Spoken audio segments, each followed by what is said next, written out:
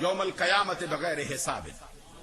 حضور نبی اکرم صلی اللہ علیہ وسلم کے اس فرمان کا معنی یہ ہے، مفہوم یہ ہے کہ جس کو میرا رب اولاد عطا کرے، اگر وہ اپنے بیٹے کا نام میرے نام پر محمد یا احمد رکھے، میری محبت کی وجہ سے، میرے نام سے برکت حاصل کرنے کی وجہ سے، اس کا صلہ میرا رب قیامت کے دن یہ دے گا کہ وہ بچہ اور اس کے والدین بلا حساب و کتاب جنت میں داخل کیے جائیں. اور یہ ہستی جس کے گھر میں پیدا ہوئی، ان کا اس میں گرامی عبد الاحد بن زین العابدین. نام دیکھیے، نام عبد الاحد، والد کا نام زین العابدین، والد کا نام عبد الحی، والد کا نام محمد. اور چند واسطوں کے بعد پھر کس کی نسل ہے؟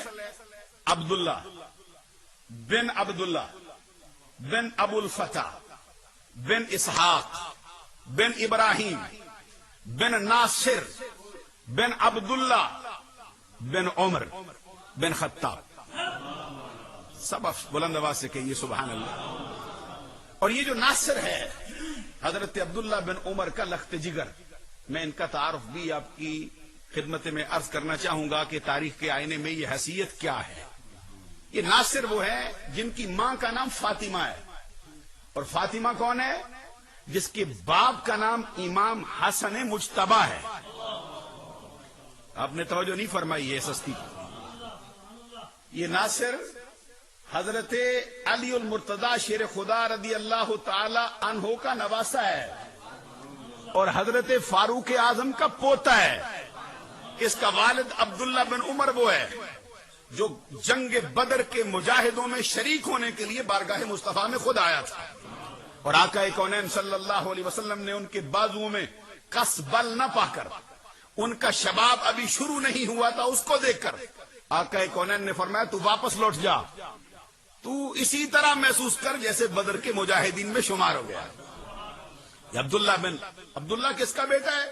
عمر بن خطاب، جس کے بارے میں ابھی آپ تذکرہ سماعت کر رہے تھے. وہ ہستی جس کے بارے میں آقا کونین صلی اللہ علیہ وسلم خود دعا فرمائیں، اللہم اعز الاسلام بعمر بن الخطاب خاصہ. رب ذوالجلال خود اعلان کرتے وللہ العزت ولرسولہ وللمؤمنین. عزت اللہ کے لیے، اس کے رسول کے لیے، اہل ایمان کے لیے. آقا کونین فرماتے ہیں عزت تو اسلام دیتا ہے سب کو، لیکن عمر بن خطاب ایسا ہے جو اسلام کو عزت دینے والا ہے. اللہم اعز الاسلام بعمر بن الخطاب. مولا ہر کوئی اسلام سے عزت پائے، تیرے محمد کا اسلام جس سے عزت پاتا ہے وہ خطاب کا بیٹا عمر ہے، عطا کر. یہ ہے وہ نسل جس کے بارے میں سرکار نے فرمایا لو کان بعدی نبی لکان عمر. میں آخری نبی ہوں، مجھ پر نبوت کا دروازہ بند ہو گیا، اگر میرے بعد نبوت کا سفر جاری رہتا ہونے والا نبی عمر کے سوا کوئی اور نہ ہوتا. اس سے پتا چلتا ہے نسب بھی بلند و بالا ہے. اور حسب کا جو رشتہ ہے طریقت کے 16 سلسلوں کے اندر یہ مرشد معزون ہے. 1 2 3 4 5 7 8 10 سلسلے نہیں. حضرت امام ربانی مجدد الفسانی شیخ احمد فاروقی سرہندی باوجود اس کے کہ مجددیت کے درجے پہ فائز، مسائل کلامیہ کے اندر امام اہل سنت امام ابو منصور ماتریدی کے پیروکار ہے، اور مسائل فتویٰ میں امام اہل سنت امامان مقتدیان اہل سنت امام الائمہ سراج الامہ امام اعظم ابو حنیفہ نعمان بن ثابت کو اپنے سینے کی ٹھنڈک سمجھتے ہیں، اپنا رہبر و رہنما سمجھتے ہیں، اور ہر میدان کے اندر انہی کے فتوے کو فالو کرتے ہیں. عزیزان گرامی قدر 16 سلاسل کے اندر جس کو مرشد معزون بنایا گیا، جس کو خلافت کا اذن دیا گیا، اور سلسلہ نقشبندیہ میں چند واسطوں کے بعد سلطان السلاطین، آفتاب نقشبندیاں اور شہنشاہ نقشبند بخارا حضرت بہاؤالدین نقشبند بخارا رحمت اللہ علیہ سے براہ راست ویسی سلسلے میں بھی فیض دستیاب ہوا ہے. اور آفتاب نقشبندہ حضرت بہاؤالدین نقشبند بخارا نے براہ راست ان کی تربیت بھی فرمائی. جس ہستی کے رست حق پرست پر بیعت کیے، باوجود اس کے کہ متعدد سلسلوں کے اندر اس سے پہلے نوازے جا چکے، اور خاص طور پر میں نے روضۃ القیومیہ کے اندر دیکھا ہے کہ سلسلہ چشتیہ صابریہ میں اپنے والد محترم کے واسطے سے حضرت عبد القدوس گنگوہی کے ہاتھ پر بھی آپ کا سلسلہ ہے، اور حضرت علی احمد صابر کلیری کا بھی فیض آپ کے ہاں چلتا ہے۔ اس سے پتہ چلتا ہے، یہ بات بڑی توجہ طلب ہے، جو بات آغاز سے لے کر اب تک ہوتی آ رہی تھی، اس پر ایک بات یہ ناچیر بھی عرض کرنا چاہتا ہے۔ پتہ چلتا ہے کہ نام تو جدا جدا ہیں لیکن حقیقت سب کی ایک ہے، منشور سب کا ایک ہے، دستور سب کا ایک ہے، نظریہ سب کا ایک ہے، نصب العین سب کا ایک ہی ہے، وہ گنبد خضرا کا مکین جس کی طرف یہ ساری ہستیاں بڑھتی جا رہی ہیں، چاہے سلسلہ قادریہ ہو، چاہے نقشبندیہ ہو، چاہے سہروردیہ ہو، چاہے چشتیہ ہو، ہر کوئی جاتا ہے تو گنبد خضرا کے مکی کے دروازے پر آدمی۔ حضرت مجدد الفسانی رضی اللہ تعالیٰ نے 16 سلسلوں کے اندر مرشد معذور ہونے سے بتا دیا کہ نقشبندی ہو، قادری ہو، سہروردی ہو، چشتی ہو، سب ایک ہے، نام جدا جدا ہے، راستہ سب کا ایک ہی ہے، مدعا سب کا ایک ہے، منزل سب کی ایک ہے۔ عزیزان گرامی قدر، میں جو بات عرض کر رہا تھا، حضرت بہاؤالدین نقشبند بخارا رضی اللہ تعالیٰ نے براہ راست بھی ان کی تربیت فرمائی، اور خصوصی طور پر جس ہستی کے دست حق پرست پر بیعت ہوئے، وہ ہستی ہے جن کے ہاتھ میں بیعت ہونے سے پہلے ہی رب ان کو خواب دکھاتا ہے، اور دیکھتے کیا ہیں کہ وہ سرزمین ہندوستان کے اندر ایک طوطی ہے، وہ اس طوطی کے منہ میں اپنا لعاب ڈالتے ہیں، اور جواب میں وہ طوطی کیا کرتا ہے، وہ جواب میں ان کے منہ کے اندر شکر ڈالتا ہے۔ یہ بات خاموشی سے سبحان اللہ کہنے والی تو تھی نہیں۔ اب دیکھیے تو صحیح، ہمیشہ پیر دیتا ہے مرید کو، لیکن یہ مرید جو ہونے والا ہے یہ اپنے پیر کو ایسا فیض لٹا رہا ہے کہ شکر میں تبدیل ہوتا جائے۔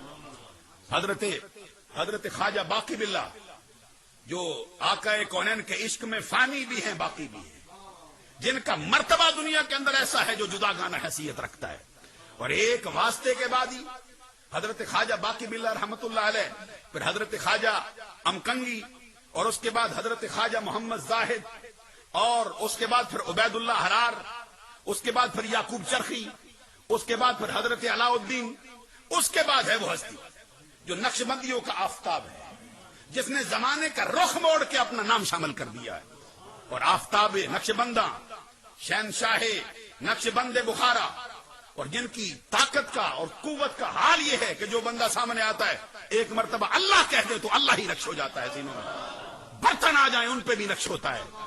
آفتاب نقشبندیاں، حضرت بہاؤالدین نقشبند بخارا، کبھی حضرت میر کلال، حضرت بابا سماسی، اور عزیزان گرامی قدر یہ سلسلہ چلتا رہے، ابھی چند واسطے بھی نہ گزرے، کبھی حضرت عارف رواگاری، کبھی حضرت خواجہ عبد الخالق غجدوانی، کبھی یوسف ہمدانوی، کبھی بو علی فارمدی، اور کبھی اپنے کرتے اتار کر دینے والا، ہندوستان کی فتح کی خوشخبری سنانے والا حضرت خواجہ ابوالحسن خرقانی، کبھی سلطان السلاطین، سلطان العارفین، امام الصدیقین، حجت اللہ، حجت العارفین، حضرت سلطان بایزید بستامی، اور پھر کس کے ہاتھ پر بیعت ہوتی ہے؟